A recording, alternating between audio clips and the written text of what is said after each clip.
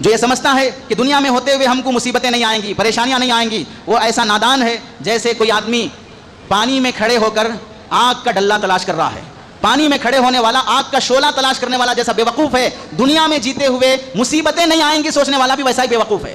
یہاں مصیبتیں آنا طے ہے, ہر ایک کو اپنے اپنے لحاظ سے مصیبت آئے گی. لوگ سمجھتے ہیں سیلیبریٹیز کو دیکھو, فلم ایکٹرز کو دیکھو, کرکٹرز کو دیکھو, دولت مندوں کو دیکھو, سیاسی لیڈروں کو دیکھو, کیا مزے میں رہتے ہیں, کیسی بہترین گاڑیاں, 400 کروڑ کا بنگلہ, 25 کروڑ کی ہینڈ بیگ, 40 کروڑ کی بائک اور کار, کیا مزے کی زندگی ہے. ہم پوچھتے ہیں کبھی گوگل پہ سرچ کر لیا بھی کرو, سوسائڈ پھر کیوں کرتے ہیں, زندگیوں سے کیوں بیزار ہو جاتے ہیں, کیوں شراب کی لت میں مبتلا ہیں, کیوں نشہ اور گانجا کرتے ہیں. سکون نہیں ہے. ہاتھی کے دانت دکھانے کے اور ہوتے ہیں, چبانے کے اور ہوتے ہیں. ایسے جتنے نافرمان اللہ کے دنیا میں ہیں, اگر وہ مزے میں دکھ رہے ہیں وہ ہاتھی کے دانت ہیں, اندر ان کی زندگی جہنم بنی ہوئی ہے, نرک بنی ہوئی ہے. اس واسطے یہ سمجھنا دوسرے مزے میں ہوں گے بے وقوفی اور نادانی کی بات ہے. ہمیشہ یہی خیال کرنا چاہیے میں جیسا ہوں